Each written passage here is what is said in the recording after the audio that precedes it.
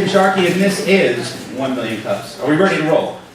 Woo! Yeah, roll. One of them's rolling already. All right, everybody. Welcome to 1 Million Cups Chico chapter. My name is Tim Sharkey, and welcome today. This is our 5th one now. 6? I don't know, they're adding up and they're fun every week. I wake up in the morning and I grab a 1 Million Cups cup. I have to work around the house looking for it because now everyone in the house wants to use that cup for some reason. The kids are fighting over it, the wife has it, and I have to go, wash this for myself. So it's something that I'm very passionate about, being an entrepreneur, and I'm very happy to be associated with this, and thank you for inviting me to be part of it. I appreciate it.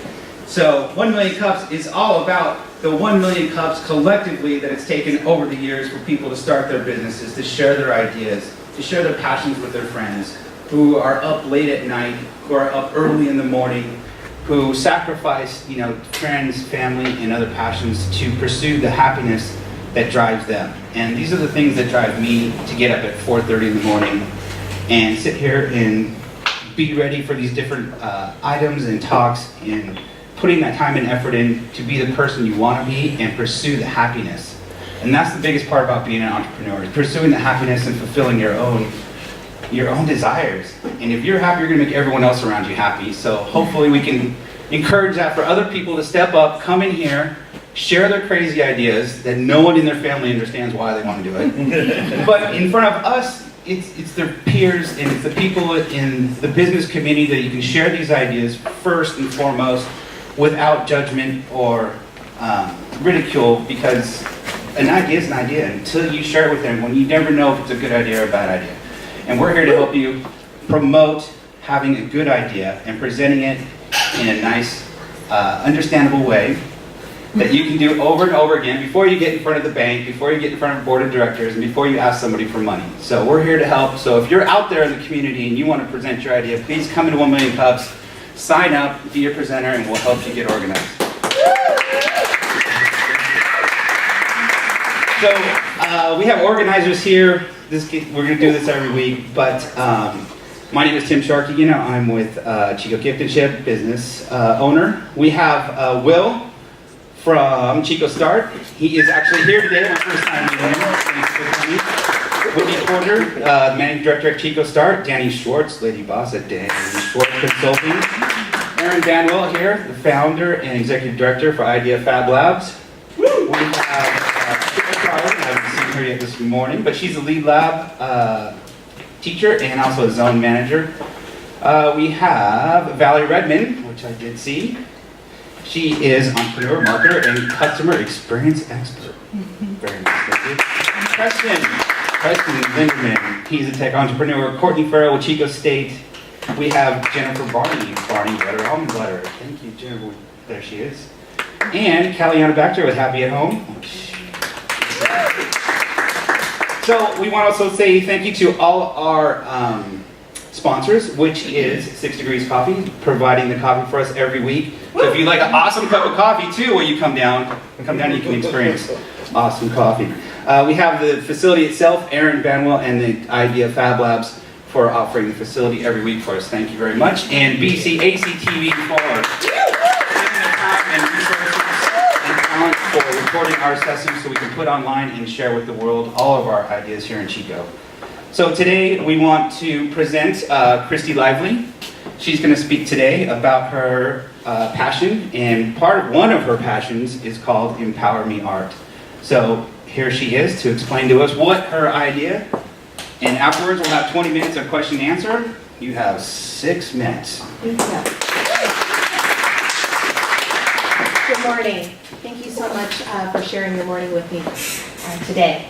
So I'm going to just start off by asking who in this room is familiar with the term CSEC? Okay, so I'm going to assume that most of you don't know what that term is. It refers to commercially, sexually exploited children. That is the population that I work with. Now, how this works, Tim, there we go, it's okay. Had to wake up. How this works is I reach out to an already established CSEC organization. I then offer art workshops to girls or to survivors of sex trafficking. And then I then feature that completed artwork and take it and sell it to the community and put 100% of those proceeds directly into that young woman's pocket for her own entrepreneurial endeavor. Being an entrepreneur, you have to take chances. I say that we must be audacious in our goals, our risks, and in our engagement. We believe here at Empower Me Art and know that empowering girls really truly creates empowered communities. We have had many successes. Our successes have started by, in 2015, we hosted our first annual Empower Me Art exhibit. We have raised over $2,600 from that art and put it into the pockets of survivors. Over the course of 3 years, we have worked and done art with over 268 girls. In 2016, we won our Women's History Month Award and gained their sponsorship towards our second annual Empower Me Art exhibit. And in 2017, we were able to share our vision for Empower Me Art on the TED stage and to a TED audience. Now we've arrived here in 2018. And the next step for us as an organization is to get those yes people. I'm here today to ask you to be my community of people who can say yes. And when I say yes, I mean yes to opportunities of opening doors to girls, having an opportunity to experience your professionalism, having an opportunity to explore their passions as an entrepreneur. That's why I'm here today. Why Empower Me Art? Well, we are trying to accomplish a few different things. We're trying to accomplish to reduce the early age of entry into exploitation, which generally starts around 9 years old. But if we can reach girls at 6, 7, and 8, it gives us an opportunity to reduce that early age entry. We are also trying to reduce the recidivism of survivors, because a lot of survivors get out of their exploitation and they find themselves in positions where they don't have a steady income, because it takes a lot for a survivor to get back on her feet or his feet. And because of the patterns that have been built through the past and having that experience with exploitation, sometimes it's hard to not return to that exploiter. We also believe that there are really very few entrepreneurial opportunities for survivors when it comes to the nonprofit world. There's a lot of CSEC organizations that are doing fantastic things, but we are the only nonprofit organization that's devoted to providing entrepreneurial experiences to survivors and girls through art and other opportunities in the future. How do we stay accountable to our mission? We stay accountable by making sure that we created a safe environment and a fun and creative space for profitable artwork. So when I go out to organizations and I offer an art workshop, I make sure that it's fun, I make sure that it's a safe place for girls and survivors to talk candidly, and I make sure that they have an opportunity to really do some self-discovery through their art. Did we feature and sell that artwork? That's a very, very important part of the work that we do. That's why we're in business, and this is why I do this work. So once we sell that artwork and feature it to the community, we then give cold cash to that young lady for that piece of artwork. There is nothing more empowering to give money to a young woman or to a survivor from something that she's created and that she now has something that she's in control of and that she's able to pour right back into herself, to empower herself in whichever way she or he chooses. There's nothing more powerful than that. Did we engage the girls or the community that we're working with in a conversation, in a very honest conversation about sex trafficking? Because advocacy is a part of my work. I do not focus primarily on exploiters, but there is that aspect of making sure that we're having really candid conversations when people come out to our annual art exhibits, and making sure that they're aware of how to approach this issue in their immediate family or with their community. Of course, being an entrepreneur, there's a lot of challenges that go with starting a nonprofit or starting your own business. Currently, where I am now, a lot of things really are centered around funding. So, internal factors. I'm in contact with a lot of the girls, and when you're a mandated reporter and you're a professional and you're working within the social service realm, there's certain ethics and codes that you have to adhere to. So having conversations with the girls when they're in difficult situations and making sure that they're mindful that, hey, whatever you tell me, be careful, because I am a mandated reporter, but still keeping that report. It's an internal conflict that I have working with this population. Human service providers. So within the social service, there's a lot of social workers that are just overworked. The follow-through is really hard. So when I get a call from a client and I am no longer a first responder, well, we have many challenges. There you are. Moving forward, I always encourage everybody to put the National Human Sex Trafficking Hotline in their phone, because if you want to do something and you can't do something today for Empower Me Art, I do encourage everyone to do something. If they see something, say something. Please put that in your phone. If you want to know what you can do today to be my yes community, I have a list of options behind me. I am asking everyone in this room as an entrepreneur to go onto my LinkedIn page and give me a review. I ask for you to share my information with people that might be the yes people for you. I'm asking for you to possibly put me into a room of people who can make really concrete decisions to move Empower Me Art forward so that we can continue empowering our children. Thank you.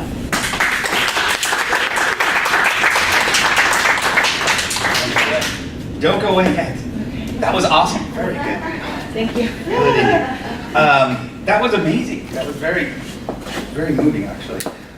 So now we have our 20 minutes of question and answer. So now you have 20 more minutes to delve deeper into the different issues, and then I'm sure everyone has questions. So here we go. Do I need the mic? Is it, Whatever can you're you hear comfortable me? with. Because am I loud Use the enough? mic. Oh, Use the mic for the recording. Use the mic. Use the mic. Mic's Okay. good. All right, no worries. Yes.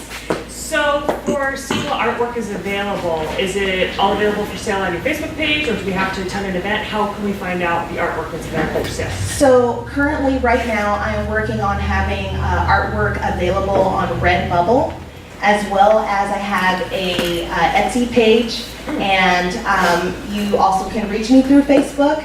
But generally, what we try to do is we try and create artwork with a group of girls throughout a year or through a period of workshop series, and then have our annual event showcase all of the artwork, and then we do a silent bid on all of the artwork, and then they leave with you that day. This particular piece here is a young lady that did not take my art, did not do an art workshop with me, but I was able to send her materials and send her, paintbrush and things of that nature, and the canvas, and this is what she created. So this is for sale today. She is a beautiful young woman in Las Vegas.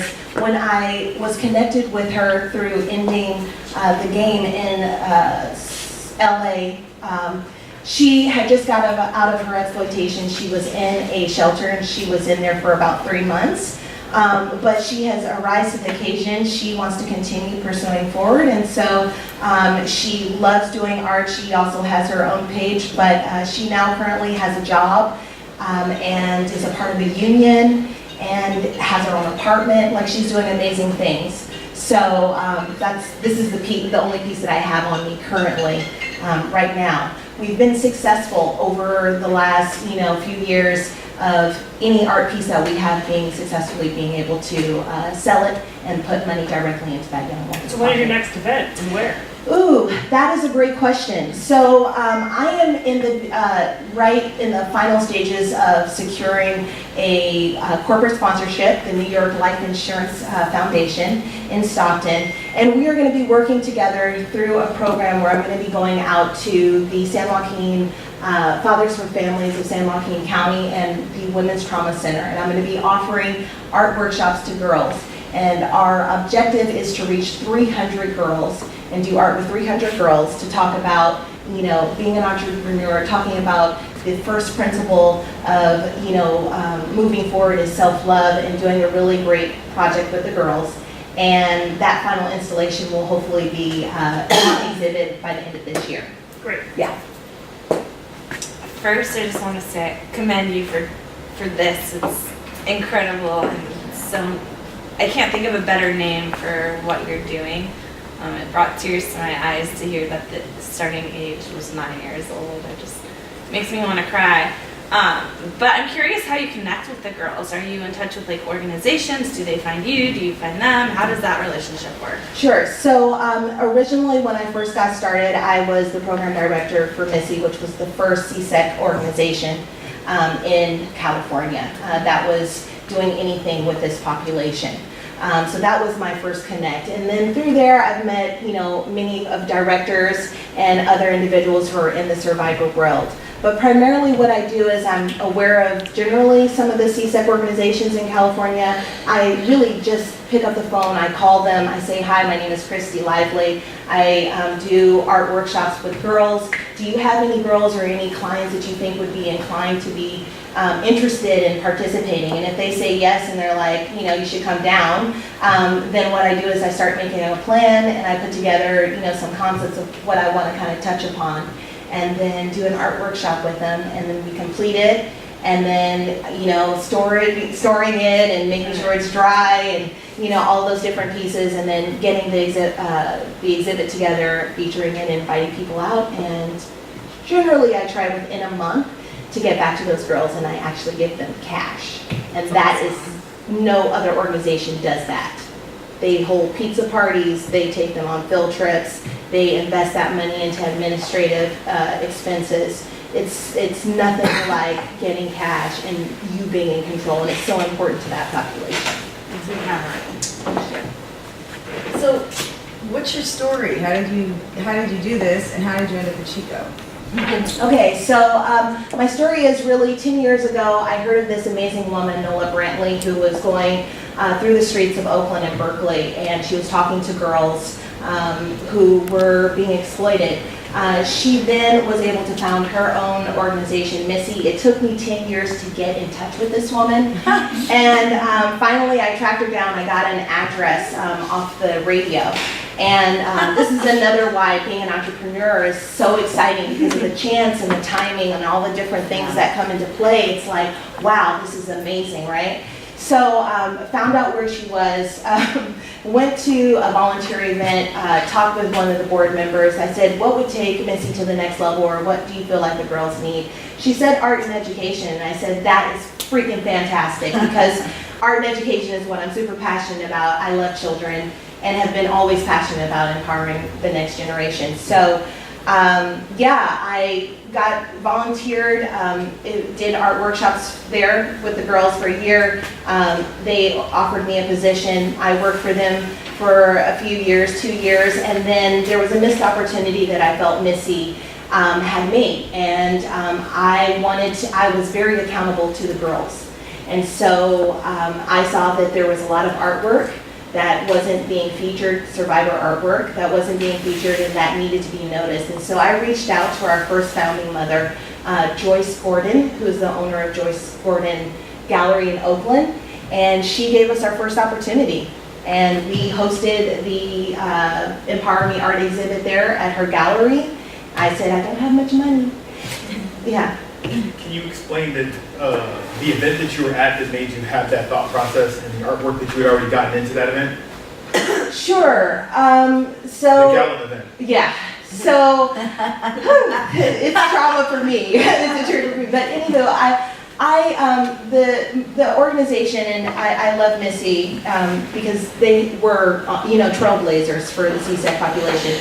But I was being pushed to really, from the leadership, to really do art with the girls while they were in the spa. And the spa represents the spa safe place, alternative place, where girls just at any point from 2 to 7, just to have respite, nobody touch them, nobody try to, holler at them, they're away from their pimp or their exploiter, they can just sit and just be, right? So this is what this place is for. And so my leadership had put a lot of pressure on me to do art with these girls. 24 hours before the gala, the coordinator came to me and said, look, I'm gonna need you to cut the 31 pieces to 15. I'm like, what? I'm like, how am I supposed to do that? So I was really upset about that. Then when we got to the gala, the survivor artwork was not in front. It was all the way in the back. So when you're having a gala, this is this is a 75 over $80,000 event at the Oakland Rotunda. When you're promoting survivor art, that needs to be the first thing that people need to see. That they need to actually be walking to the table and saying, I want that art piece, here is whatever, this is what I can do. So I was really disappointed. There was also supposed to be a artwork, particular piece that was going to be on silent sale because this young woman had worked literally 3 months on it. Amazing art. So anywho, the table was in the back. They didn't honor the fact that they needed to promote the survivor art at the event. Then my leadership then came to me. I said, what are we going to tell the girls? She said, just tell them that it didn't work out this time. I was destroyed. I really feel that transparency is absolutely essential with this population, essential with any business type of efforts and development, but especially working with a specific population. I do not like to lie to my girls. So I was really upset, went home, talked to my co-founder and my partner, and I was like, I gotta do something. So that's when I reached out to Joyce and I said, Joyce, I don't have much, on me, but we need to make this happen. And so that really promoted me to be like, there is nobody doing this specific type of work. And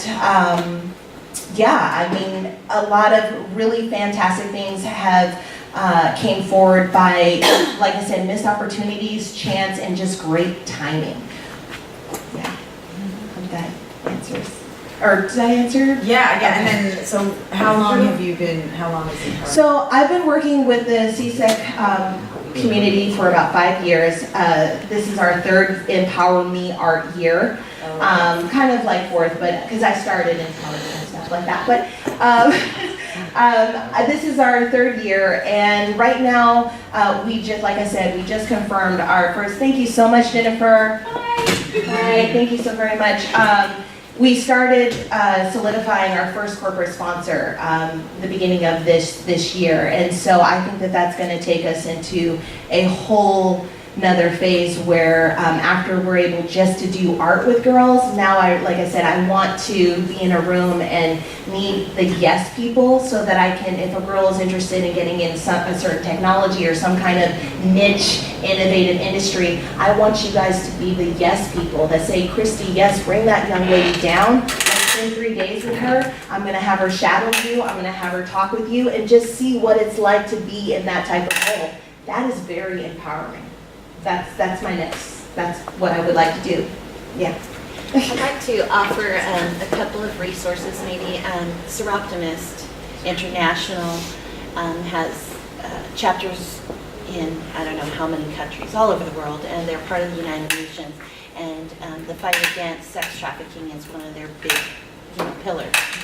So, and they also have a website called liveyourdream.org, and I would recommend that you reach out to them and see about getting some sponsorships, or at the very least I can put you in touch with an area governor and maybe you can speak at one of our conferences or something like that would be fantastic. To get the word out, because they're already passionate. They're already like, what can we do?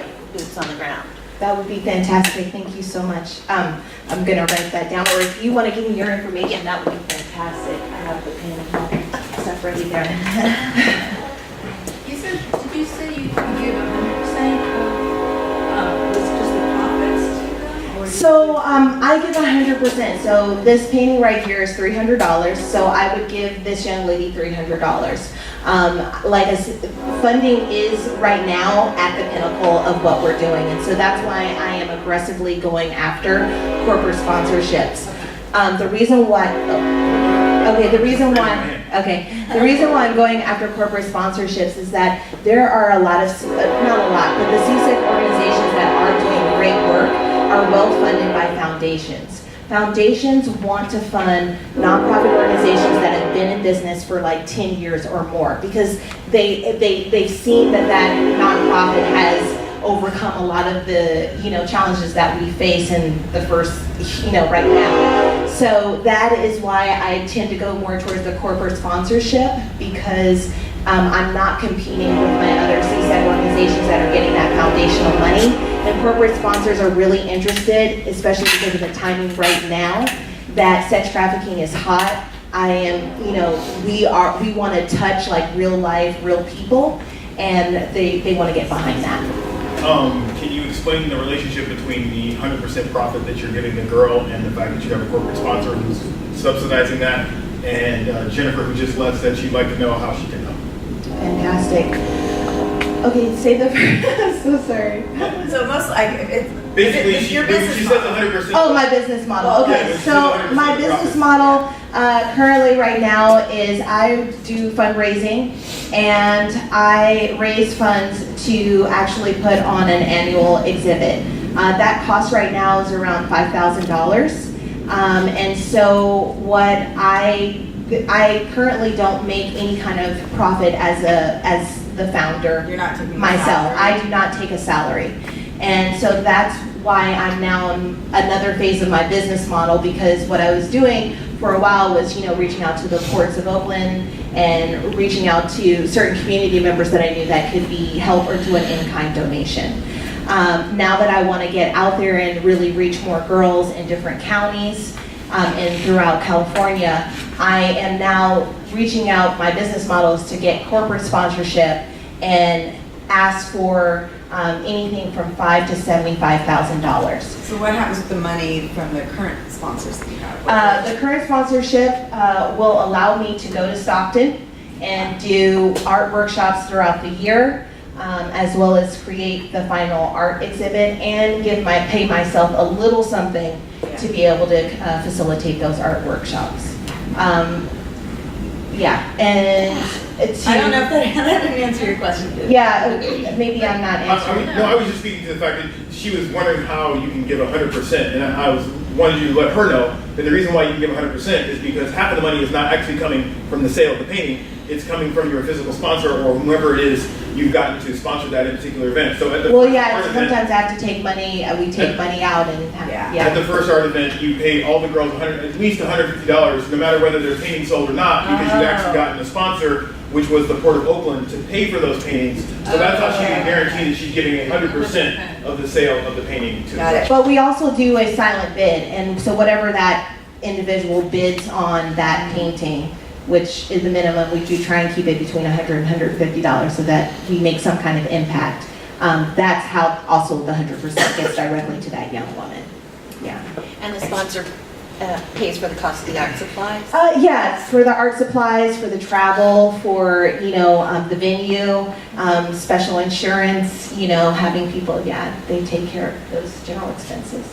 I just had a question about the art workshop. So do you only do paintings with canvases, or do you have different? I would art, love to do tons of stuff. Yeah. I would love, but sometimes my limitation, either having like only 2 art workshops with the girls, I have to be really concise in what kind of project I'm offering, as well as I want them to feel really well accomplished after the project, so I don't want to give them something completely like too outside of their realm that they're like, oh, this is like not working, because a lot of those girls are in those programs or in those transitional programs that they're still working on their trauma, and so I want them to feel really successful after an art project. But yes, last year we focused mostly on port painting, And yeah, that's what we've been doing. Yeah. Are there any, are you doing this locally at all? Is there any Chico? So I would love to impact Chico. I know there's a serious issue happening here, and it's really right down the street. And so what I've done is I have reached out, I've sent an email to the chief of police. I have gone to different organizational, events through STOP, the Freedom March that happened last year. I spoke at the Freedom March.